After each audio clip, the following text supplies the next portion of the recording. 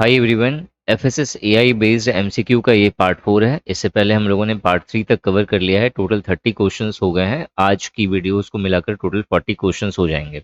अगर आपने पहले की वीडियोस कवर नहीं करा है तो आई आइकन पर क्लिक करके वो सारे वीडियोस देख सकते हैं।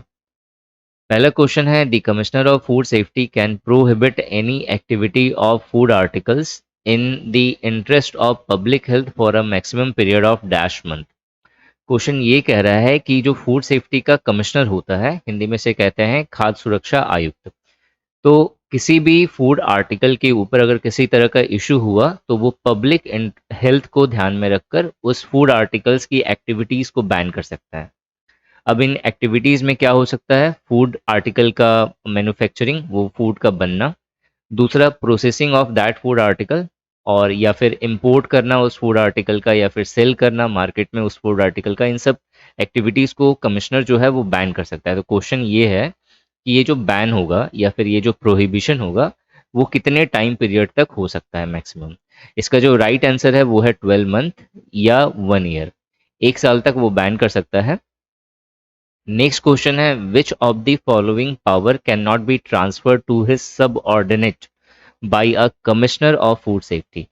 क्वेश्चन ये कह रहा है कि फूड सेफ्टी का जो कमिश्नर है, फूड सेफ्टी या खाद्य सुरक्षा का जो आयुक्त है, वो अपने पावर्स को अपने सबऑर्डिनेट को वो दे सकता है। सबऑर्डिनेट का मतलब अपने जूनियर को वो दे सकता है। वो कह सकता है कि मैं तुम्हें ये पावर देता हूँ, तुम्हें ये काम जा करके करना है। तो क्वेश्चन ये है कि कमिश्नर अपना वो कौन सा पावर है जो वो अपने सबऑर्डिनेट को ट्रांसफर नहीं कर सकता। ठीक है, तो अब कमिश्नर के बहुत सारे पावर्स हैं, उसमें सिर्फ एक ऐसा पावर है जो वो अपने सबऑर्डिनेट को, अपने जूनियर को नहीं दे सकता। वो ये है कि appointment of designated officer, food safety officer and food analyst. जो फूड कमिश्नर है उनका एक पावर होता है कि वो अपॉइंट कर सकता है डेजिग्नेटेड ऑफिसर्स को, फूड सेफ्टी ऑफिसर्स को एंड फूड एनालिस्ट को। तो ये जो उनका पावर है कमिश्नर का, वो अपने सबऑर्डिनेट को ये पावर ट्रांसफर नहीं कर सकता, बाकी सारे पावर्स वो दे सकता है। नेक्स्ट क्वेश्चन है, when did food fortification started in India. Food fortification India में कब स्टार्ट हुआ है? इसका जो राइट आंसर है वो है 1950। 1950 में फूड फोर्टिफिकेशन स्टार्ट हुआ है इंडिया में।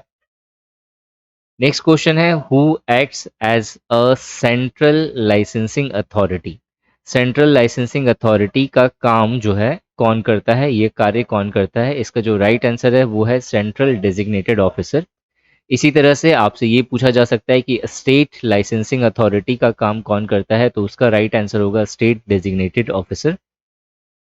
नेक्स्ट क्वेश्चन है, designated officer works at dash level. जो डेजिग्नेटेड ऑफिसर है वो किस लेवल पे काम करता है? Country level, state level, district level या फिर सिविक लेवल?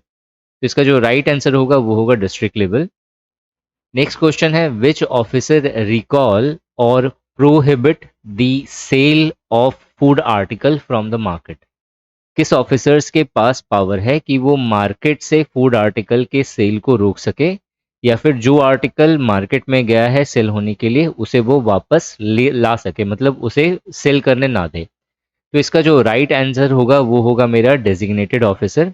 डेजिग्नेटेड ऑफिसर के पास ये पावर है कि वो जो भी फूड आर्टिकल्स अगर वो सस्पेक्टेड है और वो मार्केट चला गया है सेल होने के लिए, तो वो उसके सेल को प्रोहिबिट कर सके, रोक सके, या फिर उस सारे आर्टिकल्स को मार्केट से वो उठा सके कि जो है इसे बेचना नहीं है।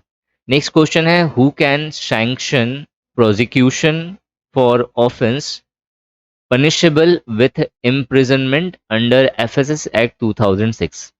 एफएसएस अधिनियम 2006 के तहत दंडनीय अपराधों के लिए कारावास की मंजूरी कौन दे सकता है? इसका जो राइट आंसर है वो है कमिश्नर। बहुत सारे स्टूडेंट्स के लिए एडजुडिकेटिंग ऑफिसर्स होगा, लेकिन ये गलत आंसर है। जिन्होंने ई बुक परचेज करी हुई है वो ई बुक रीड करिए। आपके किसके क्या फंक्शन है मैंने बहुत अच्छे से वहां पे बताए हुए हैं, आपको वो समझ में आ जाएगा। नेक्स्ट क्वेश्चन है, which section of FSS act deals with the functions of food analyst. अब देखो, सेक्शन बहुत ज़्यादा इंपॉर्टेंट नहीं है एफएसएस एक्ट के, लेकिन कुछ सेक्शन हैं जो आपको याद होने चाहिए। मेरी कोशिश ये है कि जितने इंपॉर्टेंट सेक्शन हैं मैं आपको इस सीरीज में पूरी कवर करवा दूं, ताकि आपको एक्स्ट्रा कुछ पढ़ने की जरूरत ना पड़े। ये क्वेश्चन हमें कह रहा है कि which section of FSS act deals with the function of food analyst. जो फूड एनालिस्ट का जो काम होता है वो कौन सा सेक्शन एफएसएस एक्ट का डिफाइन करता है? इसका जो राइट आंसर है वो है सेक्शन 45। इसके अलावा जो सेक्शन 36 है वो हमें डेजिग्नेटेड ऑफिसर्स के फंक्शन को डिफाइन करता है। मतलब आपसे अगर क्वेश्चन में ये पूछा गया कि जो डेजिग्नेटेड ऑफिसर है उसका फंक्शन कौन से सेक्शन में डिफाइंड है, तो आंसर है 36, सेक्शन 36। सेक्शन 31 बहुत ज़्यादा इंपॉर्टेंट है, ये लाइसेंसिंग, ठीक है, लाइसेंसिंग एंड रजिस्ट्रेशन के बारे में बात करता है। सेक्शन 37 जो है वो मेरा फूड सेफ्टी ऑफिसर्स के बारे में बात करता है।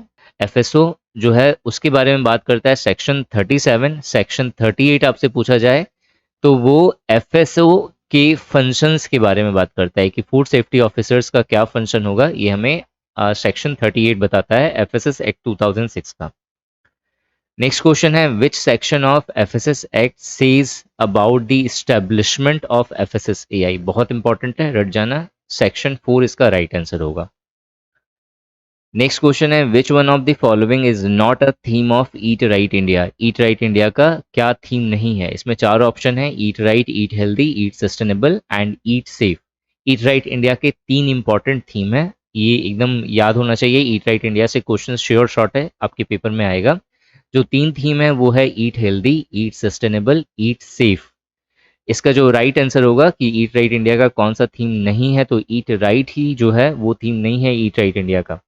तो ये टोटल 10 क्वेश्चंस थे। अगर आपको ये वीडियो अच्छी लगे तो लाइक ज़रूर करिएगा, चैनल पे नए हैं तो ज़रूर सब्सक्राइब कर लीजिए। एफएसएस एआई से रिलेटेड अगर आप कोर्सेज में इंटरेस्टेड हैं तो निशांत एकेडमी ऐप जरूर डाउनलोड करिए, यहाँ पर आपको रिजनेबल प्राइस पर बेस्ट कोर्सेज अवेलेबल हैं।